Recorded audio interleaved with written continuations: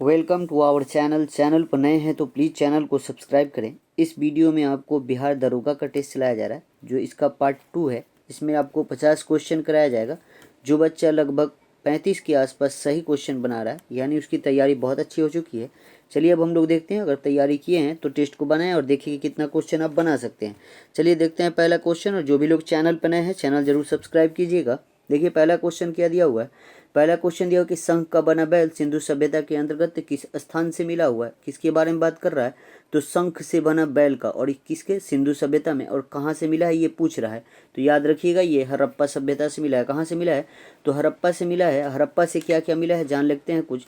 तो RH-13 कब्रिस्तान मिला है वहाँ से, और शंख का बना बैल मिला है, और क्या मिला है, तो स्त्री के गर्भ से निकला हुआ पौधे भी मिले हुए हैं वहाँ से, अन्नागार मिला हुआ है। ठीक है, चलिए अगला क्वेश्चन देखते हैं। अगला क्वेश्चन क्या कर रहा है। अगला क्वेश्चन है कि निम्नलिखित में से कौन सा विकल्प असत्य यानी गलत कथन का बात कर रहा है। यहाँ पे जैन तीर्थकर दिया है और उनका प्रतीक दिया हुआ है, यहाँ पे दिया हुआ है। तो असत्य कथन देखते हैं। पहला कथन दिया कि सुविधिनाथ, उनका प्रतीक चिन्ह जो था मकर था, ये तो सही है।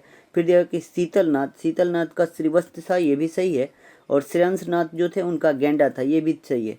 दिया हुआ कि वसुपूज्य जो था, वसुपूज्य का जो दिया हुआ है कि प्रतीक चिन्ह बराह था, जो गलत दिया हुआ है।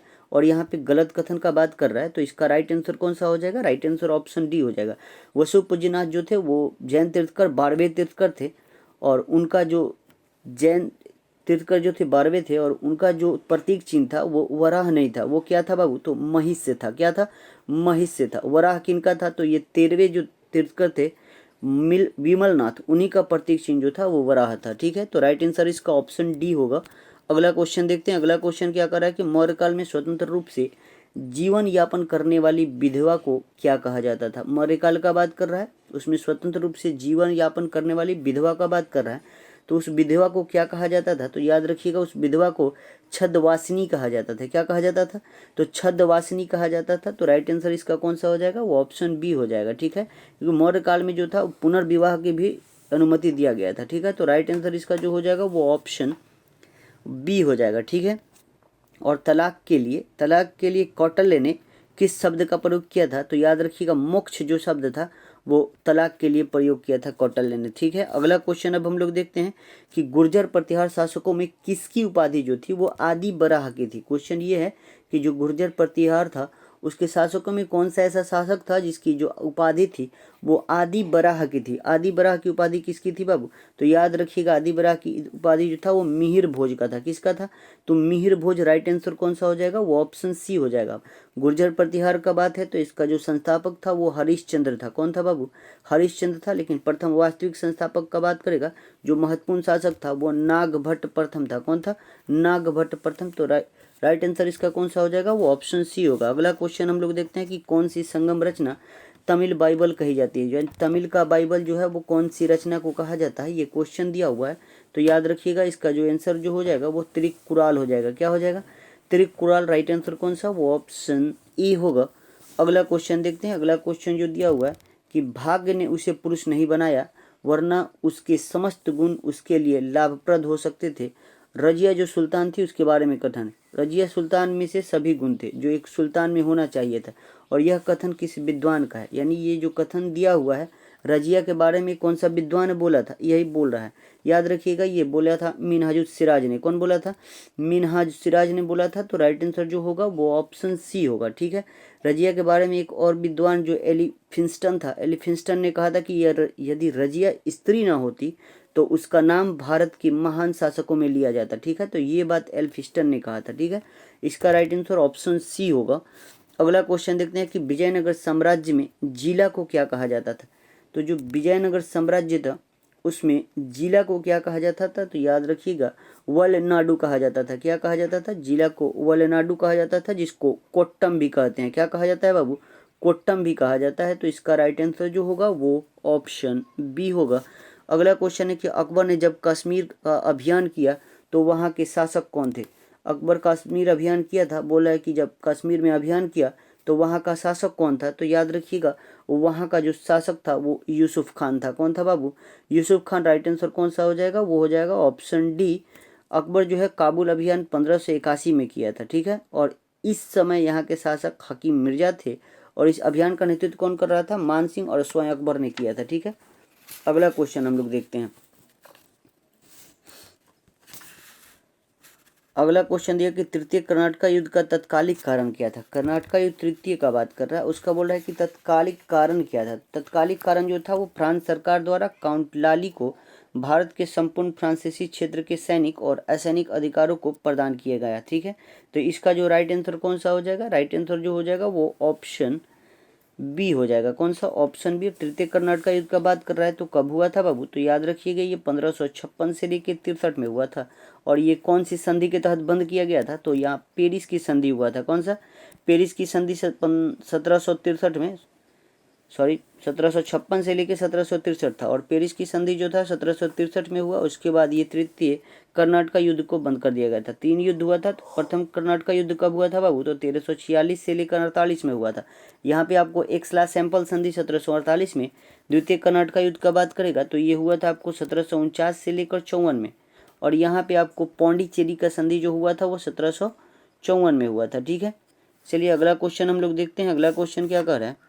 अगला क्वेश्चन है कि 1857 के क्रांति में ब्रिगेडियर जनरल नील विद्रोह दबाने में महत्वपूर्ण भूमिका निभाया था। इसका मृत्यु कहाँ हुआ था? जो जनरल नील था ये विद्रोह दबाने में बहुत महत्वपूर्ण भूमिका निभाया था। जो 1857 का क्रांति हुआ था, बोल रहा कि इसके मृत्यु कहाँ पे हुआ था? तो याद रखिएगा इसका जो मृत्यु हुआ था वो लखनऊ में हुआ था। कहाँ पे हुआ था? लखनऊ। राइट आंसर जो हो जाएगा वो ऑप्शन सी होगा। ठीक है, अगला क्वेश्चन दिया कि नामधारी आंदोलन किसके द्वारा चलाया गया था? कौन इसके बारे में बात कर रहा है? आंदोलन है नामधारी। और नामधारी आंदोलन किसके द्वारा चलाया गया था, यही क्वेश्चन है। तो याद रखिएगा बाबा राम सिंह कुका के द्वारा। किनके द्वारा बाबू? तो बाबा राम सिंह कुका के द्वारा नामधारी आंदोलन चलाया गया था। तो राइट आंसर जो हो जाएगा वो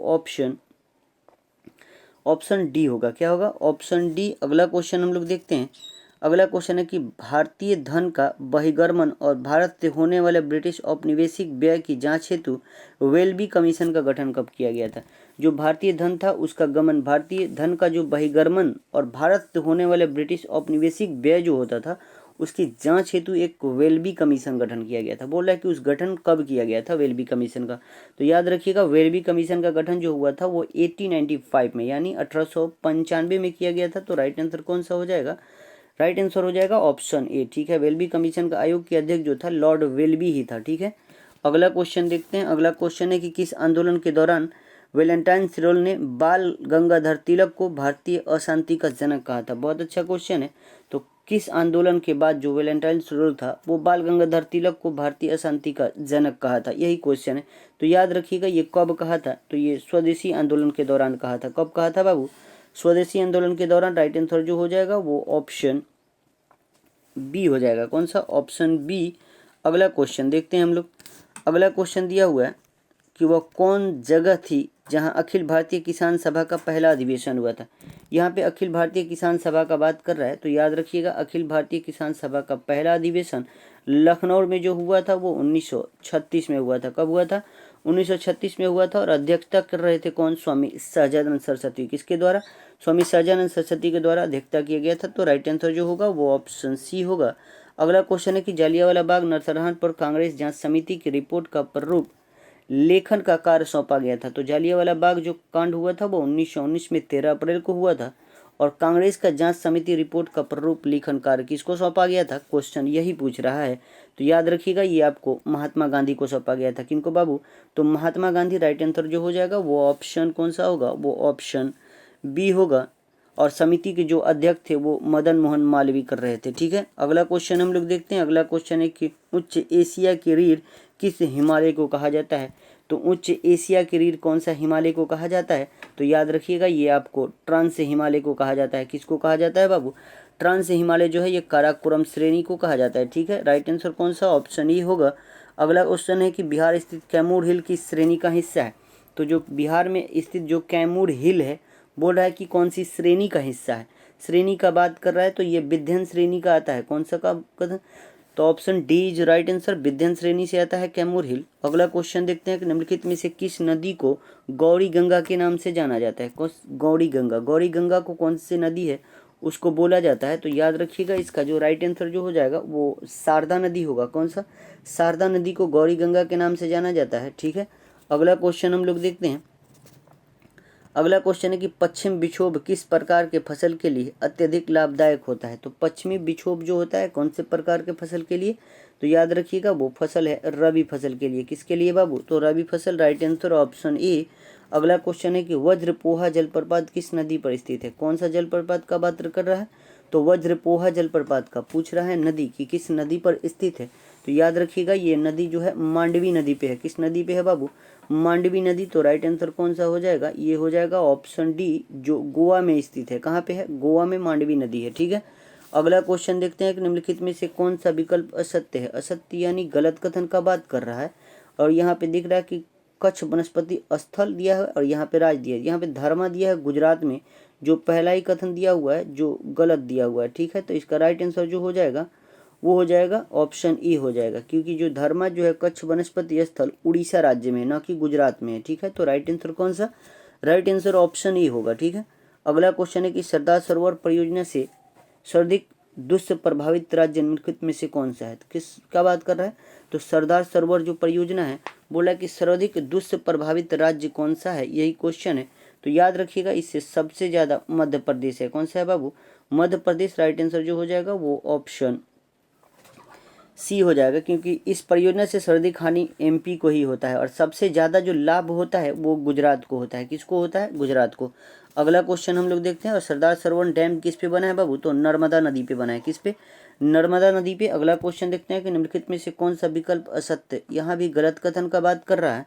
तो असत्य कथन का बात कर रहा है, देखते हैं बेगमा। यहाँ पे क्या दिया है, स्थानांतरित कृषि और राज्य दिया हुआ। बेगमा मेघालय में होता है, कुमारी पश्चिमी घाट में होता है, और कुरुआ दिया हुआ है छत्तीसगढ़, जो गलत है। ठीक है, तो इसका राइट आंसर जो हो जाएगा वो ऑप्शन सी होगा, क्योंकि गलत कथन का बात कर रहा है। कुरुआ छत्तीसगढ़ नहीं झारखंड में होता है। ठीक है, तो राइट आंसर कौन सा हो जाएगा, राइट आंसर ऑप्शन सी होगा। अगला क्वेश्चन देखते हैं कि निम्न कथन पर विचार करना है। विचार करते हैं हम लोग, क्या कह रहा है कि बालघाट हीरो के खानों के लिए जाना जाता है। फिर दिया कि मझगांवा मैग्नीज के भंडार के लिए जाना जाता है। बोला कि उपयुक्त में से कौन सा कथन सत्य है। सत्य कथन का बात कर रहा है। यहाँ पे जो दोनों कथन दिया हुआ है जो है ये दोनों कथन है गलत दिया हुआ है, तो यहाँ पे नॉट ऑप्शन में दिया हुआ है। तो इसका राइट आंसर जो हो जाएगा वो ऑप्शन डी होगा, क्योंकि जो ये बालघाट है ये मैग्नीज के लिए जाना जाता है, न कि हीरो के खान के लिए। और मझगांवा जो है वो ये मझगांवा को हीरे के खान के लिए जाना जाता है। तो इसका राइट आंसर ऑप्शन डी होगा। ठीक है, अगला क्वेश्चन देखते हैं कि निम्नलिखित में से कौन सा विकल्प गलत है।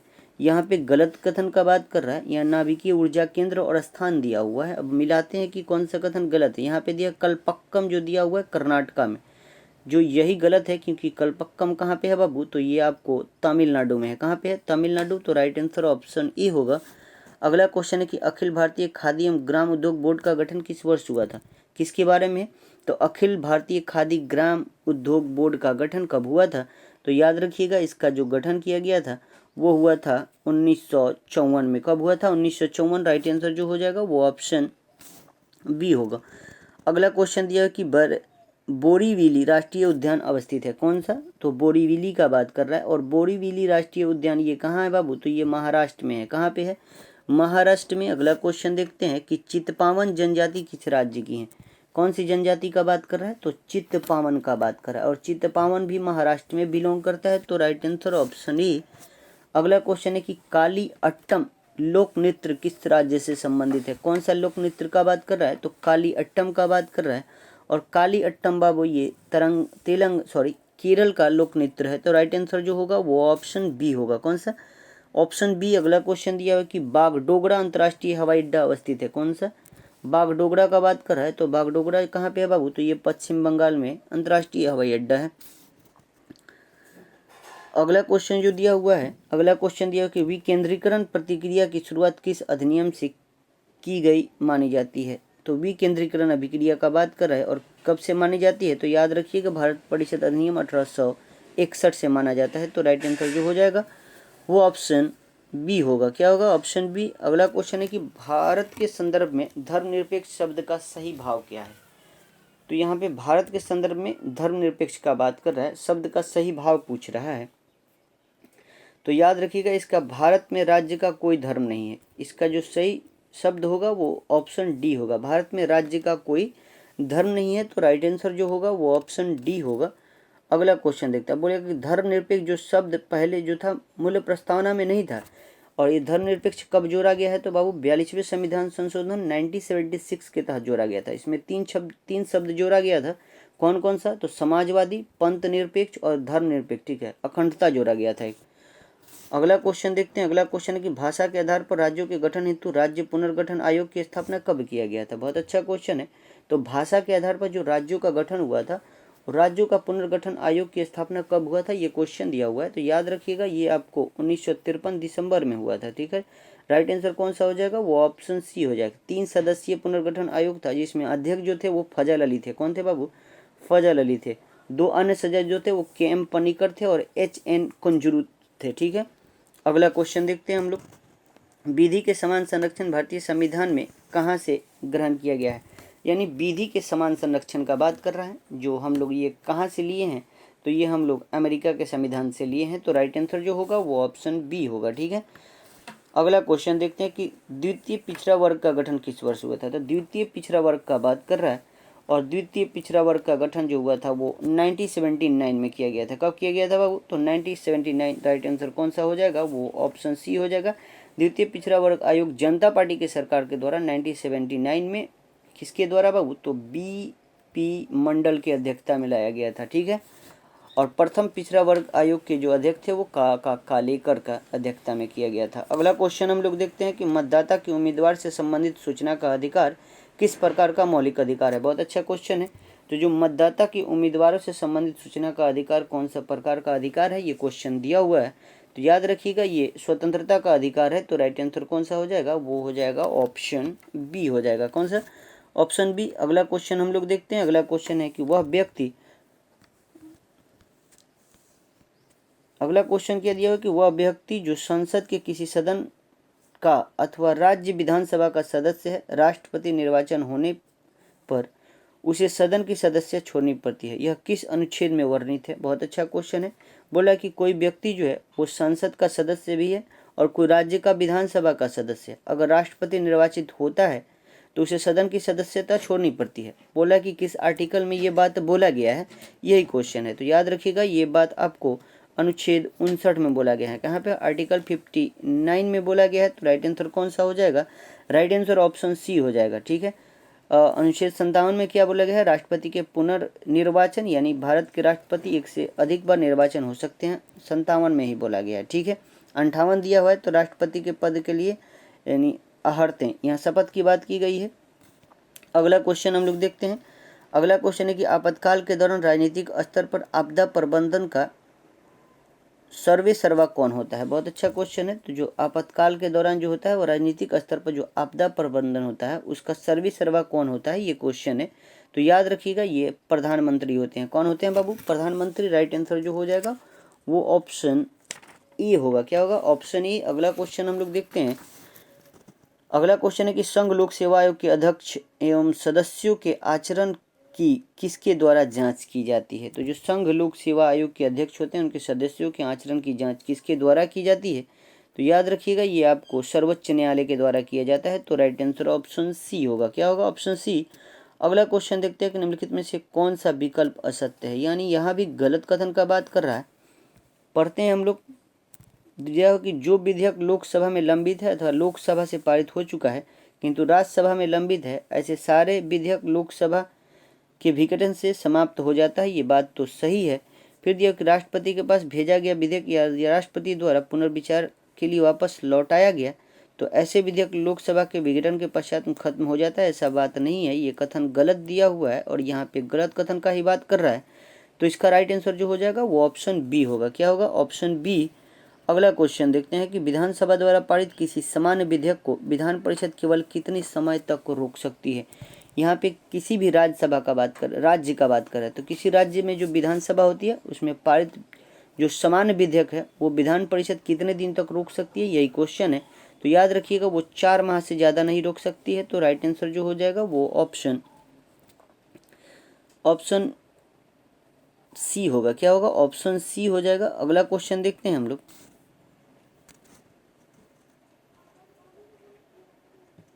अगला क्वेश्चन है कि निम्नलिखित में से कौन सा विकल्प सही नहीं है। यहाँ भी गलत कथन का बात कर रहा है। यहाँ पे विषय और सूची दिया हुआ है और कौन सा कथन दिया हुआ कि सही नहीं है। दिया रहा कि मजदूर संघ समवर्ती सूची, ये तो सही है। सीमा शुल्क राज्य सूची दिया हुआ है, जो गलत बात है क्योंकि सीमा शुल्क जो है वो संघ सूची का विषय है। तो इसका राइट आंसर होगा वो ऑप्शन बी होगा। क्या होगा? Option B. अगला क्वेश्चन है कि मानव अंग प्रतिरोपण अधिनियम कब आया। तो मानव अंग जो है प्रतिरोपण अधिनियम कब लाया गया था? तो ये लाया गया था आपको 1994 में। कब लाया गया था? 1994। Right answer option D. अगला क्वेश्चन है कि निम्नलिखित में से किस संविधान संशोधन के तहत हिंदी भाषा में प्राधिकृत पाठ के संबंध में उपबंध किया गया है? बहुत अच्छा क्वेश्चन है। तो याद रखिएगा कौन सा संविधान संशोधन के तहत किया गया था, यही क्वेश्चन है। तो याद रखिएगा ये संविधान संशोधन जो हुआ था वो 98 हुआ था। कौन सा? 58 संविधान संशोधन 1987 के द्वारा। ठीक है, अगला क्वेश्चन देखते हैं। अगला क्वेश्चन है कि स्वतंत्र भारत के प्रथम विधि आयोग की स्थापना कब किया गया था। तो स्वतंत्र भारत के प्रथम विधि आयोग की स्थापना कब किया गया था? तो ये आपको किया गया था आपको 1955 में। कब किया गया था बाबू? 1955। राइट आंसर जो होगा वो ऑप्शन सी होगा। अगला क्वेश्चन है कि डर्बी कप का संबंध किस खेल से है? कौन सा कप का बात कर रहा है? तो यहाँ पे डर्बी कप का बात कर रहा है और ये बास्केटबॉल से संबंधित है। किससे है? बास्केटबॉल से संबंधित है। अगला क्वेश्चन हम लोग देखते हैं। अगला क्वेश्चन है कि बेसबॉल किस परिसर में खेला जाता है? तो जो बेसबॉल है ये किस परिसर में खेला जाता है? तो याद रखिएगा ये ट्रैक पर। किस पे? ट्रैक पर खेला जाता है। तो राइट आंसर जो होगा वो ऑप्शन सी होगा। क्या होगा? Option C. अगला क्वेश्चन हम लोग देखते हैं कि प्रति व्यक्ति आय निकालने के लिए राष्ट्रीय आय को भाग दिया जाता है। बहुत अच्छा क्वेश्चन है। अगर प्रति व्यक्ति आय निकालना है तो राष्ट्रीय आय से भाग दिया जाता है। तो कैसे दिया जाता है? तो देश की कुल जनसंख्या से। किससे बाबू? तो देश की कुल जनसंख्या से। तो राइट आंसर ऑप्शन बी होगा। अगला क्वेश्चन है कि हवाला क्या है? तो हवाला क्या है क्वेश्चन पूछ रहा है। याद रखिएगा हवाला आपको विदेशी मुद्रा का अवैध कारोबार है। क्या है बाबू? विदेशी मुद्रा का अवैध कारोबार। आज का अंतिम क्वेश्चन जो दिया हुआ है कि राजकोषीय घाटा और बजटीय घाटे का अंतर किसके बराबर होता है? तो जो राजकोषीय घाटा होता है, राजकोषीय घाटा और बजटीय घाटा का जो अंतर होता है वो किसके बराबर होता है? तो ये आपको होता है बाबू सार्वजनिक ऋण के बराबर। किसके द्वारा? सार्वजनिक ऋण। आज के लिए इतना ही, मिलते हैं हम आपको अगले वीडियो में। जय हिंद, जय भारत।